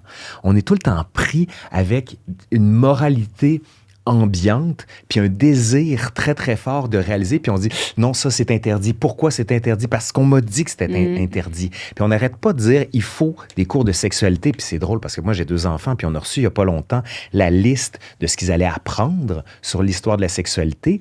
Puis tu te rends compte, tu dis « Ça, les gens ne le savaient pas à l'époque. » Fin du 19e siècle, les filles qui étaient dans le culte de la virginité arrivaient et étaient traumatisées par leur première nuit de noces. On leur avait pas dit comment ça allait se passer. Ils savaient pas ce qu'étaient les menstruations. Il y avait du sang qui sortait d'elles, puis ils disent « Maman, je suis en train de mourir. » Puis il n'y avait pas de serviette sanitaire. On prenait une espèce de système avec des linges. C'est pas avant le 20e siècle que ça va exister. Pourquoi? Tout ça parce que le corps est le symbole, ou plutôt le lieu du péché. Il faut pas y toucher. Puis encore aujourd'hui, le contact corporel est vu comme quelque chose qui heurte, qui brise, qui casse. Tu sais, moi, je me souviens, ils nous avaient montré une vidéo quand je suis né en 1979, puis quand j'étais au primaire dans les années 80, ils nous mettaient une vidéo où est-ce qu'on entendait cette toune, peut-être que les gens qui nous écoutent, ça va leur dire quelque chose, c'était « Mon corps, c'est mon corps, ce n'est pas le tien ». Est-ce que ça vous dit quelque chose? Moi, ça me dit quelque chose. Puis nous, on avait rajouté « Mon corps, ce n'est pas le tien. Si tu y touches, tu vas avoir un coup de poing ». Ça, c'était nous qui l'avions rajouté. C'était comme un consentement avant l'heure, mais essayer de nous faire comprendre que notre corps nous appartient. Puis encore aujourd'hui, c'est comme ça, puis une chance. Mais ce que tu vois, c'est qu'il y a une foule d'interdits qui pèsent sur notre sexualité, sur notre corps. Puis l'histoire, ça ne se sert pas juste à plonger dans le passé pour dire « voici comment qu'ils faisaient à l'époque. C'est au contraire pour s'en libérer. C'est une manière de dire, tout ça est une construction sociale historique qui n'a pas de valeur rationnelle. Pourquoi je ne prendrais pas du plaisir, par exemple, dans la masturbation? La masturbation, c'est l'élément par excellence. On vous l'a dit, puis on l'a entendu à ce podcast-là, là, la masturbation rend sourd. On l'a tout entendu, cette idée-là. Est-ce que c'est vrai? Non, ce n'est pas vrai. Mais pourtant, on nous répétait ça petit, puis en disant, ah non, il ne faut pas que je me masturbe, je vais devenir sourd, puis hein, quoi? Pourtant, c'est une chose tout à fait normale, accessible. Mais il va y avoir, dès le 18e siècle, plein de traités pour dire que c'est dangereux. Mais à l'opprobre religieux, on va bientôt rajouter celui de médical. On va dire c'est dangereux médicalement parce que si on laisse partir trop de semences dans le cas de l'homme, vous êtes moins capable de procréer. Donc, ne vous masturbez pas. Gardez votre semence pour qu'elle soit utile pour procréer. Une semence perdue, c'est la nation qui va avoir des enfants en moins. Alors qu'avant, on disait, une semence perdue, c'est des âmes que le Seigneur va avoir en moins. On est encore dans cette logique-là. Puis, à ce que je sache, puis ça, je serais curieux parce que, bon, j'ai pas regardé dernièrement, mais quel est notre rapport à la masturbation dans le monde contemporain? Tu sais, on parle d'Internet, on parle de cybersexe. Ben, la pornographie a changé énormément notre rapport à la technologie. Puis aujourd'hui, Internet, ce que les gens regardent le plus, puis ils le disent pas, c'est de la pornographie. Il y a une espèce de non-dit. On a encore cette chape de plomb pour dire, oui, j'en regarde. Puis c'est bien rare. En même temps, je suis pas spécialiste de la chose, mais est-ce que les gens ont une facilité de parler de pornographie sur Internet pour dire quelle est votre consommation? Y a-t-il une consommation saine? Y a-t-il une consommation dangereuse? Est-ce qu'on légitime ça? Puis pourtant, c'est ce que les gens regardent le plus. C'est ce que je vous disais tout à l'heure. C'est comment on fait pour faire l'histoire de ça? Bien, si on regardait dans notre société contemporaine juste ce qui est au-dessus de la vague, on se dirait, mon Dieu, mais quelle société de pudeur pudibonde où le sexe est relégué à la chambre domestique, puis il n'y en a pas vraiment. Ben, c'est pas vrai. On le sait tous. Quand tu regardes dans les tréfonds, quand tu regardes dans l'historique des gens, tu fais « Hop là! C'est plus olé olé que ce qu'on pensait. » Puis ça, c'est ce que cette histoire-là nous permet de voir. Ce n'est pas neuf. C'était encore cette tension entre on a une pudeur, mais on a un désir qui est extrêmement fort. Puis toutes les sociétés se sont toujours demandé comment concilier le désir à la procréation. Puis là, on sait que médicalement, bien, tu peux avoir un désir sans avoir de volonté de procréer. Et pour la femme, ça a été fondamental. Dans les années 50, l'invention de la pilule, on ne dira jamais à quel point ça a été une libération sexuelle pour la femme, parce que dorénavant, on n'était pas enclin ou à avoir nécessairement des enfants quand on faisait l'acte, parce que des fois, on ne connaissait pas nos règles, on ne savait pas comment ça existait. Il y avait la méthode Ogino, où on disait, bon, ben, tu évalues selon ton calendrier à quel moment tu ne dois pas faire l'amour pour ne pas procréer. Mais avec la pilule, là, c'était, OK, on peut faire l'amour comme on veut. D'où la raison pour laquelle il y a eu une révolution sexuelle des années 60 et 70, une volonté du féminisme de prendre possession de son corps, parce que non seulement on contrôle son corps, mais on contrôle aussi le moment où on veut avoir des enfants. Même chose pour le droit à l'avortement. Il y a eu une magnifique série qui a été faite sur Chantal Daigle. Je le sais, je suis encore... Mais puis j'ai fait mais ça, c'est sur Crave. Ouais. J'ai fait une vidéo aussi sur l'affaire Chantal Daigle, d'une femme qui voulait se faire avorter en 1989. On lui a refusé. Tu sais, c'est en 1989. On parle de l'arrêt Roe versus Wade aux États-Unis, mais au Canada, encore aujourd'hui, il y a des hommes et des femmes qui veulent restreindre, voire empêcher le droit à l'avortement. Et tout ça, c'est un... Trump. Oui, mais pas juste, même au Canada aussi. Mais ça procède d'une longue prise en charge du corps féminin par les femmes. Puis tu sais, il y en a qui disent « Oh, moi, les féministes, mais c'est parce que tu comprends pas c'est quoi le féminisme. » En gros, si on dit « Toi, t'es un gars, tu peux pas jouer de ton corps comme tu veux, puis tu vas avoir des enfants, c'est les autres qui vont décider. » Je suis pas sûr que les gars seraient bien d'accord avec ça. Puis tout ce processus-là de libération des dogmes religieux, médicaux, c'est en formation, et même juridique, j'ai envie de dire. Mais vous irez le voir, ça s'appelle « Désobéir », l'histoire de Chantal Daigle sur Crave. C'est 6 épisodes. C'est vraiment passionnant, puis on se dit, hey, ça s'est passé au Québec. Puis nous, tu sais, on se gonfle le torse en disant, on est progressiste, on est ouvert, on est des latins au Québec. Tu sais, ben non, on est souvent des maudits conservateurs du dernier degré. Ah, oui. Puis on n'est pas prêt à laisser la femme vivre libre. Puis encore aujourd'hui, c'est juste le mot féminisme. fait peur malgré tout. Puis ça, c'est un problème.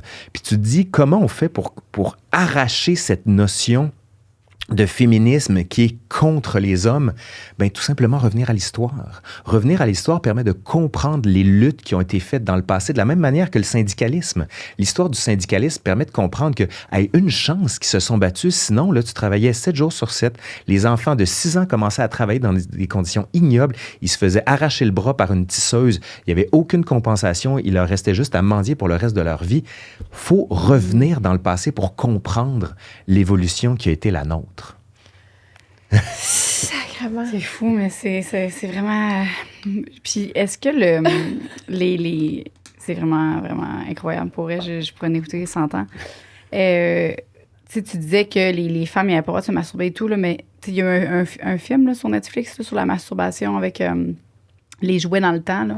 Ah, je l'ai pas vu, ça. Non? Non. Comment le vibrateur a excité. Pas le vibrateur, mais le dildo, là. Ah, c'est pas William Masters, ça? C'est Masters of Sex? Est-ce que c'est celui-là? Je sais pas c'est quoi le titre, mais est-ce que tu sais de où ça part, ça? Puis quand est-ce qu'on a eu le droit de... Mais il n'y avait pas un moment où tu pouvais aller voir un psychologue, puis c'était le psychologue... C'était l'hystérie, quand tu souffrais d'hystérie. Ben, l'hystérie, ça, c'est très drôle, parce qu'on disait qu'une femme est hystérique parce que la manière dont on pensait que le corps humain était fait, c'est que l'utérus bougeait dans le corps. Et plus l'utérus bougeait dans le corps, plus la femme devenait hystérique. Utérus hystérique. Donc, en langue française, on ne peut pas dire qu'un homme est hystérique parce qu'il n'a pas d'utérus. Puis on donnait cette condition sociale qui était une condition psychologique, qui était doublée de... Puis ça, c'est Freud, hein, carrément, fin du 19e, début du 20e siècle. Il était intéressant, Freud, mais il était très critiqué avec ses différents stades parce que Freud présupposait une sexualité aux enfants, ce qui était très problématique pour la société de l'époque. Mais au-delà de ça, il est quand même assez fondamental, Freud, pour comprendre notre rapport au sexe. Je suis pas d'accord avec plusieurs des éléments, là, parce que... Mais tu sais, le concept oedipien qui est intéressant, je vous ai parlé d'Oedipe tout à l'heure, de vouloir tuer le père symboliquement pour s'affranchir d'une figure tutélaire. Ça, c'est très intéressant. Mais il faut rappeler aussi que Freud en a fait des vertes et des pommures, là, notamment il donnait de la coke à ses patients en disant qu'elle allait aller mieux. Là. Lui-même en a fait pas mal. Là. Ça doit être pour ça. Il s'est dit, moi, ça marche. Ça va aller mieux pendant 15 minutes. Après ça, il faut s'en reprendre d'autres. On juge pas. On juge pas.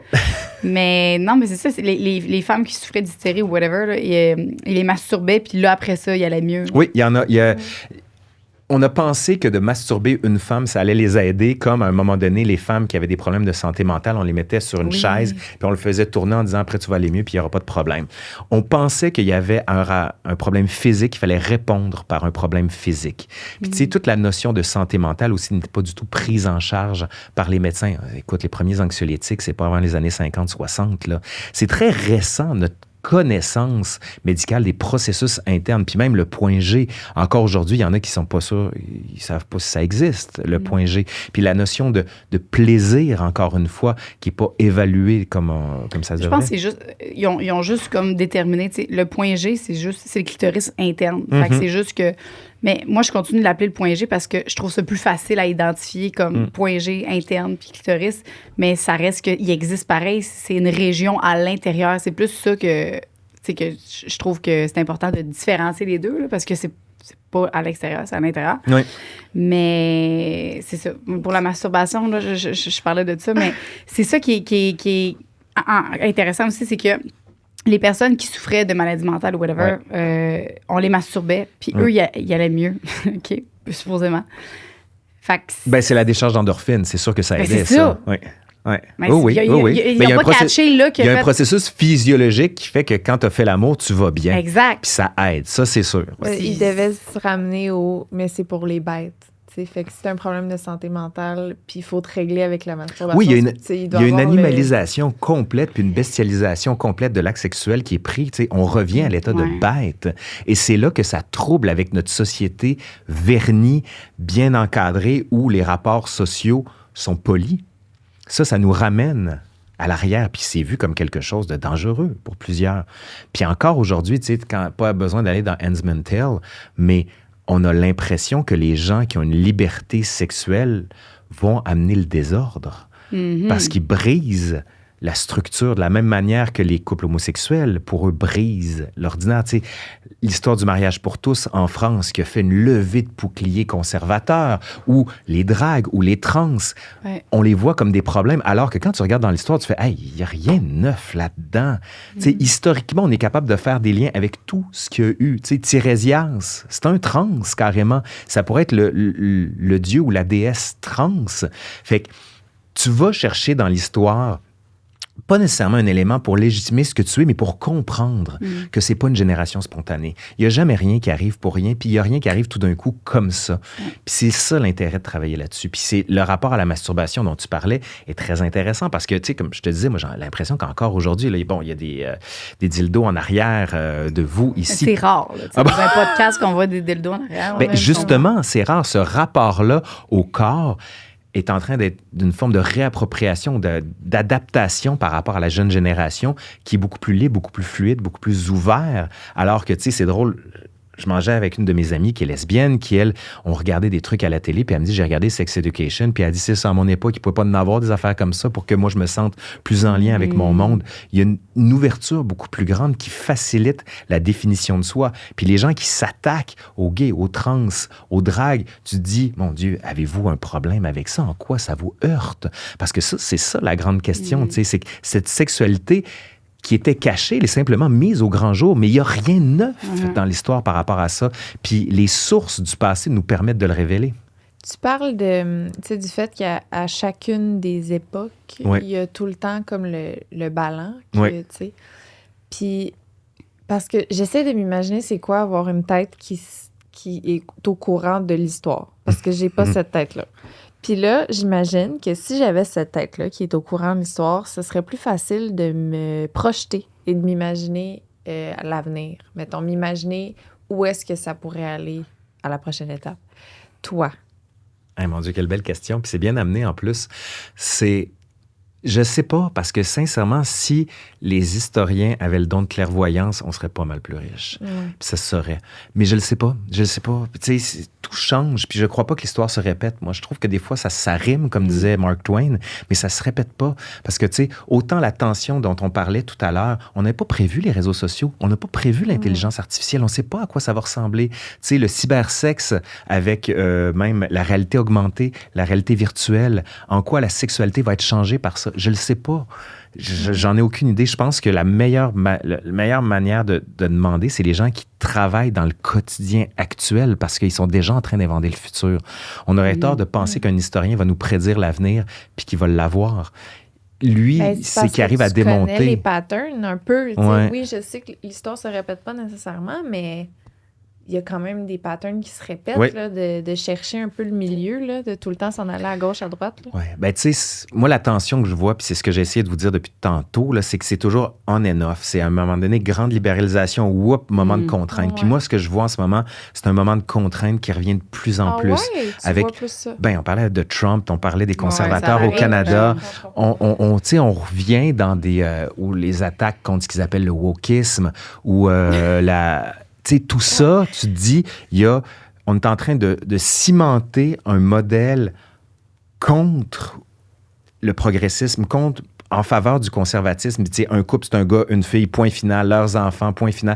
Il y a un modèle qui revient par rapport à ça. Ça ne veut pas dire que l'autre modèle beaucoup plus libre, beaucoup plus ouvert ne va pas perdurer. Je pense qu'il va perdurer, mais je pense qu'il va toujours être en tension. Ou est-ce que des moments, ça va remonter, ça va redescendre, mais il n'y a jamais un qui va gagner par rapport à l'autre. Je pense que c'est ce qui définit notre société. Tu sais, il y en a qui disent il faut mettre à bas la police, il faut décalisser l'Assemblée nationale. Ça n'arrivera pas.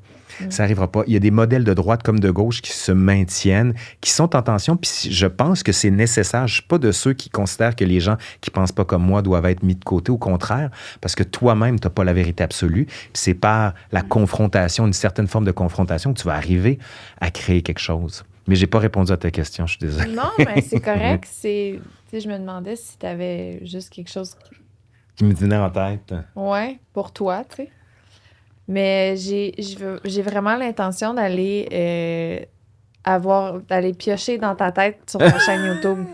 J'ai vraiment... Ben, il y en a beaucoup de vidéos sur la sexualité. Mais même sur l'histoire en général, parce que, tu sais, je t'écoute parler, puis Je trouve ça tellement impressionnant du fait que ça vit tout dans ta tête. Mais là, j'ai travaillé pour vous. Là, quand vous m'avez lancé le mandat, non, j'ai mais fait, quand ça va être même, le fun, là. on te pose une question, puis tu le sais, c'est quoi qu'elle faisait Reine Victoria en quelle année, là? Ben non, ça mais là, a pas de c'est... bon sens.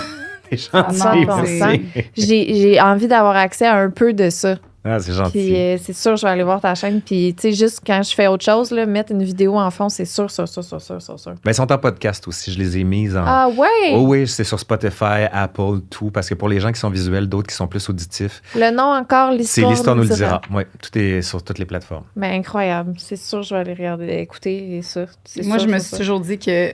Je dis pourquoi je m'intéresserais à ce qui est. Moi, je suis une fille de présent, tu sais, vraiment. Puis même pas le futur. Tu sais, moi, je suis très présent. Puis je me suis toujours dit pourquoi je m'intéresserais à ce qui s'est passé dans le passé. Que Ça c'est dans... explique tellement Mais c'est- de choses. ouais. Ça nous libère, en fait. Ça nous libère. Tu sais, il y a un très beau livre que ton chum connaît qui s'appelle Sapiens. Et je trouve que c'est la métaphore parfaite. Il parle du gazon. Il dit comment ça se fait qu'on a du gazon devant les maisons. Puis il dit c'est très simple. Il dit c'est que à l'époque médiévale, les grands seigneurs avaient tellement de taille, étaient tellement riches que devant leur château, ils mettaient du gazon pour dire au monde, hey, j'ai tellement d'argent, je vais mettre devant chez nous quelque chose qui sert à rien. Fait que ce wow! modèle-là, dans les banlieues, puis moi, je viens de Sainte-Foy, à Oh, Québec, mon là, Dieu. tu sais, maintenant, je regarde le gazon, puis je fais, ça sert à rien. C'est C'est juste vrai. pour envoyer le message. Fait que, sachant ça, tu fais, ben, je peux m'en libérer. Sachant que ça sert à rien. Ça sert à C'est rien. bon. C'est un modèle. Fait que c'est carrément ça. Mais c'est quoi tu mets si tu mets pas du gazon, maintenant? Tu mets de la roche, tu mets, je sais pas, tu fais Ouais, ce que les tu roches, veux. c'est fun à Tu mets de marcher. la terre, tu mets des fleurs. Ouais, des Je fleurs. sais pas, tu sais, tu peux tout. Mais pourquoi on notre Ouais, je gazon? Tu sais, en C'est Californie, ils n'ont plus d'eau pour mettre Ouais. de l'eau sur les gazons tellement c'est la sécheresse. Tu fais, ben enlevez-moi ça, mettez autre chose, adaptez-vous. Puis c'est là que tu dis, OK, c'était juste un gars à l'époque médiévale qui faisait ça. Vous autres, vous avez besoin de vos terres pour faire de l'agriculture. Ben oui, mais tu pourrais moi, faire- j'en ai même pas besoin parce que je suis Ben, plein. pourquoi tu plantes pas des carottes devant chez vous à Sainte-Foy ou à Boucherville? C'est tu sais? Parce que j'ai plein d'argent, pas besoin de ça. pas besoin de vendre des carottes. Qu'est-ce que je Mais vais là, aller vous allez voir maintenant, C'est- vous allez pas regarder, vous allez regarder le gazon d'une autre manière. C'est fou. maintenant. Et puis c'est vrai, là, tu sais, mettons, moi, mon gazon versus mes deux voisins, c'est pas le même gazon, tu sais. Les autres, c'est très important. Le beau classique, gazon. regarder le gazon de ses voisins, c'est Ah bon. oui. Ouais, c'est Le gazon beau du voisin est gazon, toujours là, plus vert. tu sais, c'est- Ou la version mais que j'aime vrai beaucoup, ça c'est sert le à voisin est rien. toujours plus vert sur son gazon. C'est vrai, hein? Mais c'est vrai que ça sert à rien. Mais non, ça sert à rien. Wow. On a des questions Ouais. des gens. Je suis pas sûr d'être capable de répondre à toutes. Ben, Ah, je crois même pas. On en fait-tu comme une coupe ici, puis après ça, on Ouais. les finit sur Patreon? Parce qu'il Oh y en mon a Dieu, qui il est sont déjà vraiment 11h30. OK, on va faire ça vite. Est-ce que tu es à l'aise qu'on aille sur Patreon après? Oui, bien sûr. Oui, on ferait un dernier petit 15 minutes. Oui, bien sûr. OK. Faut que tu sois libéré à midi, c'est ça? C'est ça. OK. Fait qu'on te prend un 15 minutes là, 15 minutes sur Patreon Go. et t'es libéré. Go. Parfait. Mais là, OK, Ben, c'est ça l'histoire que du tu veux. BDSM, mais c'est parce que moi, tantôt, j'avais Hey, une ça, je question. ne sais pas, par exemple. OK, Ça, OK. je Mais l'ai pas. j'ai tendance à dire que le petit monsieur, tantôt, là, que tu as dit qui était. Le marquis de Sade. Sado, là. Mais je peux vous parler aussi de sa sœur Majoche, qui a fondé ce qu'on appelle le masochisme, qui lui a écrit un livre qui s'appelle La Vénus sans fourrure, fin du 19e siècle, qui va être utilisé par les premiers sexologues pour définir les catalogues de perversion. Donc, c'est de là que vient le début du masochisme, qu'on va associer le sadomasochisme. Ben, ça part peut-être de ça d'abord. Tu sais, Oui. ils se sont Mais inspirés de ça. L'histoire du 20e siècle, je la connais pas, mais le début de ça, là, du marquis de Sade et de sa sœur Majoche, c'est le fun à dire. Masochiste. Masochiste, exactement, c'est de là que ça vient. C'est Puis que c'était un J'aime flageoleur. C'est incroyable. J'aime vraiment ça. masochiste. C'est fou. Pourquoi les seins sont aussi sexualisés? Est-ce que ça a toujours été le cas? Bonne question! Ben, les seins étaient sexualisés parce que c'était l'élément qui était associé, comment dire, l'enfant mangeait le sein. Oui. Mais de là à dire pourquoi il était sexualisé, il va falloir que je revienne. Il va falloir que vous me réinvitiez pour spécifier toutes ces questions-là. Parce que j'ai plein de réponses pour toi, mais je suis pas sûr de Ok, toutes t'es les pas. donner. Moi, je pense Ok. que, tu sais, j'imagine que ça revient au fait que le corps devait être caché, puis là, quelque chose que tu vois pas, tu as le goût de le voir. Il y a ça aussi. Non? Il y a ça aussi. Peut-être, Puis ça avait été aussi les poignets. On a fait la même chose avec les poignets, avec les chevilles aussi. Ouais. Voyez. Oui. Ben oui, des poignets très érotiques, tu trouves pas? Très, oui. Check. T'es C'est pour pas ça qu'on met des bandé. bracelets. Mais quand tu caches quelque chose, tu as Mm. raison. Quand tu fais un interdit sur quelque chose, ça devient tout d'un coup une volonté de connaître et de savoir C'est et humain. de toucher. Dis par exemple que Mm. l'objet le plus érotique, c'est le lobe d'oreille. Tout le monde va vouloir toucher au lobe d'oreille tout d'un coup. Et pourtant, ça l'est aussi. Ben, c'est vrai. Oui. Puis là, ici, on a le travail du sexe, là, ça partit. Ah, c'est la prostitution, tu sais, j'en ai C'est parlé un petit tout peu, le mais temps, non? ça a toujours été la prostitution. C'est pas vrai de dire que c'est le plus vieux métier du monde. Non? Là, je déteste cette formule. Ah, Mais non, mais Toujours c'est ça, faux. moi. Il y a une très belle vidéo des Revues du Monde, qui est une YouTubeuse en France qui a fait une vidéo pour dire arrêtez de dire c'est le plus vieux métier du monde. C'est pas vrai. mais Mais- c'est quoi le plus vieux métier? Ah, bûcheron. Je sais pas, moi peut-être. C'est une bonne question. Ben, Le celui plus qui- vieux métier de la femme? Ça, je sais pas. C'est une bonne question. Il va falloir aller voir la vidéo, C'est peut-être. notre premier métier. Ouais, On ouais. est fait pour ça. Mais tu sais, dans la prostitution, ça a toujours été imbriqué dans toute la société à travers les âges. Des fois, ça a été accepté, d'autres fois un peu moins. Mais tu sais, les travailleuses du sexe, il y en a qui ont essayé de les libérer, il y en a essayé de l'encadrer. Mais le 19e siècle, c'est le siècle par excellence de ce qu'on a appelé les maisons closes, où on avait plein de prostituées qui étaient là, les gars pouvaient y aller. Après ça, on a interdit la prostitution. Les filles se sont retrouvées dans la rue au 20e siècle. Puis il y en a qui ont dit c'est une catastrophe, on n'aurait jamais dû interdire les maisons closes. Quand tu peux pas empêcher quelque chose, tu le réglementes. Pour preuve, la marijuana. Ça, Oui. au Québec, c'est comme on peut pas l'interdire, on va l'encadrer. Puis plusieurs encore aujourd'hui disent plutôt que d'empêcher pas la pornographie, mais la prostitution, cadrer ça. Ben Les oui. filles vont être mieux traitées, Ben mieux oui. encadrées, puis ils ont droit comme n'importe qui à leur dignité, puis à la dignité du travail. Tu disais là Sûr. que les courtisanes qui faisaient 10 000 francs dans un mois, elles avaient le droit de garder leur argent. Complètement. Ah oui? C'est comme des femmes Ah, entre ouais. les deux qui avaient une certaine autonomie, mais tu sais, ça dure le temps qu'elles sont désirables aussi. Une courtisane qui après ça, perd sa beauté, disons-le comme Elle n'a ça. pas Ben, son mari pour prendre soin d'elle pour non, finir ses elle se jours. retire, il faut qu'elle ait de l'argent pour le faire. Puis des fois, ça se termine bien, d'autres fois, ça se termine plutôt mal. Là. OK. Ah, ouais. Je m'excuse, j'ai coupé, c'est juste ça me Ben non, restait ben non, parce t'as que je me raison. dis, tu sais, les femmes étaient tellement réglementées que Oui. c'est sûr que les gens ont fait comme ton argent est la nôtre. Non, le c'est nôtre. clair. Mais C'est pas fou, comme ça. hein, ouais, c'est ouais. vrai. C'est pas Ben, pour, légal. pour les plus pauvres, oui, il y avait un pimp qui, lui, prenait l'argent puis gérait le tout. Là. Ça, Ben, c'est ça. si j'avais le choix, dans cette époque-là, je serais une courtisane. Ben oui, moi aussi. Tu sais? C'est payant, puis c'est le fun. Ben oui, puis tu peux avoir plein de jobs. Ouais. Des riches banquiers, mais c'est pas dit que c'est nécessairement des beaux banquiers. Non. Les gens qui ont de l'argent, c'est pas nécessairement les plus attirants. Non, Ouais, c'est clair. c'est Mais à ça. ça, Mais ça reste une vie de contrainte, une vie d'obligation, une Ouais, vie de... Puis après, comme qu'il dit, après ça, t'es plus bonne. Ouais.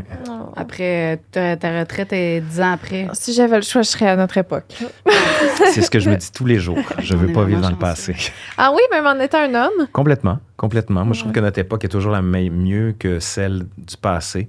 Puis j'essaie de me dire, puis ça, c'est une philosophie de vie, que nous vivons l'âge d'or actuellement. Ça évite d'être défaitiste de dire, plus tard, ça va aller mieux. Tu sais, non, la vie, c'est maintenant. Là. Mais aussi, pour les hommes, le féminisme, c'est pour vous aussi. Là. Ben oui, ça mais te oui. permet maintenant, tu as accès plus à ta vulnérabilité, tu as accès plus à... Oui. Tu peux plus exprimer Ben oui. comment tu te sens. Ben, Tu n'as plus j'espère. besoin de tout garder en dedans, mon pauvre. Non, puis d'attendre les matchs de hockey pour Ben exprimer non. une émotion sur 10 ans. La colère. Oui, exact. Vraiment. C'est très bon. OK. Une dernière petite question, puis après, ça va être Patreon. pas très long. C'est parce qu'il y a quand même des trucs que tu as abordés. Mais les moyens de contraception au fil du temps, c'est intéressant. Ah oui, Tu ça, l'as c'est dit vite, super vite. intéressant. J'ai une vidéo qui va sortir bientôt là-dessus sur la Ah, contraception d'à peine 40 Je vais aller minutes. l'écouter. Où est-ce que, dès l'Égypte antique, on retrouvait des méthodes de contraception assez utiles d'ailleurs, mais c'est pas avant le 20e siècle. Tu sais, par exemple, le condom, il existait, mais c'était en peau de boyau de mouton qu'on mettait, ou en wesh. poisson. C'était assez dégueulasse. Après ça, pour les femmes, c'est assez complexe. Ils pouvaient se faire avorter dans des conditions affreuses. Il y avait des sérums, des trucs comme ça. Mais disons que ça manquait. Là. C'est vraiment le 20e siècle qui va structurer. Puis comme je te disais, la pilule dans les années 1950, ça va être une révolution complète pour la Wow. femme. C'est sûr. Incroyable. OK, mais on irait sur Patreon. OK. Hey, puis, mais oui. juste, quelle année, je veux juste ça, quelle année qu'on a pu avoir du plaisir sexuellement? Qu'est-ce que tu veux dire? Que c'est maintenant correct. Ben toujours, ça a toujours été correct. Mais non, mais tantôt, tu disais qu'on pouvait pas avoir du plaisir. Mais dans la mesure où les autres le savent pas, tu fais ce que tu veux. Ça a toujours été comme ça. Fait qu'ils l'ont pas dit, ils l'ont pas annoncé. Là, Non. Tu as toujours pu avoir du plaisir. Simplement, c'est que tu vas pas t'en vanter devant tout le monde. C'est ça l'affaire. Là, ça a évolué, mais ils ont pas annoncé à quelque part que là, maintenant, on va avoir du fun. Techniquement, on peut pas tant, c'est ça? D'accord? Techniquement, dans la religion, ça, écoute, je me suis pas mis à jour sur les encycliques. Non, dans la religion, je sais, je suis allée en mariage, puis la religion, en tout cas, on a entendu le texte, puis c'était pas ça. Pas peur de fun, puis comme tu dis, on appartient à l'homme. Encore aux auteurs de 2024. Oui, c'est ça. Ah oui. Ouais. Merci, Laurent. C'était extraordinaire. J'ai tellement hâte que cet épisode-là sorte, que le monde, que les gens qui te connaissent pas déjà te découvrent. T'es extraordinaire. Puis ce livre-là, je veux l'acheter. Je veux trouver... J'ai écouté tous les trucs que t'as plugués. Il est en français. Ben oui, il est en français. Je suis une personne très obsessive. Puis je change d'obsession sans cesse. Là, j'étais sur la fin de mon jeu vidéo. Fait que là, je pense que je m'en vais sur l'histoire. Là. C'est bon. Merci énormément. Ben oui, cool. Je suis d'accord que pas que tu changes. C'est incroyable. Est-ce que tu as d'autres choses à plugger, mettons, parce que là, il y a ta chaîne YouTube? Ben, il y a le livre, L'Histoire nous le dira, qui est toujours disponible. Le tome 1, puis le tome 2 va s'en venir bientôt. C'est toi qui as fait ça? Oui, le livre L'Histoire nous le dira. Pas celui-là. Oui. Wow, bravo pour tout. On s'en va sur Patreon. Si vous voulez avoir, parce qu'on a plein d'autres questions, donc si vous voulez avoir les autres questions, on est sur Patreon. Yay! Bienvenue sur la plateforme officielle Patreon Sexe Oral. Je suis là. En arrière. Je suis là, j'arrive. Lisande Nadeau. Qu'est-ce que tu peux t'attendre sur notre plateforme Patreon? C'est des shows en live qu'on n'a jamais montré à personne, que tu vas pouvoir voir. Vous allez pouvoir poser des questions pour des invités qui s'en viennent. Vous allez voir un podcast bonus par mois. Des fois, c'est des shows live. Des fois, ça va juste être nous ici qui jam.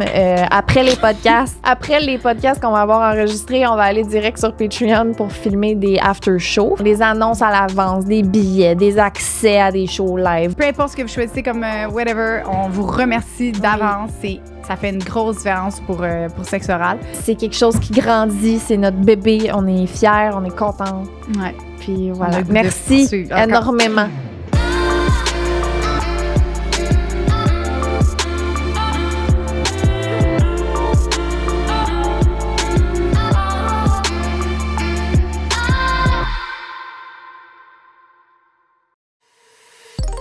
Une production du Studio SF.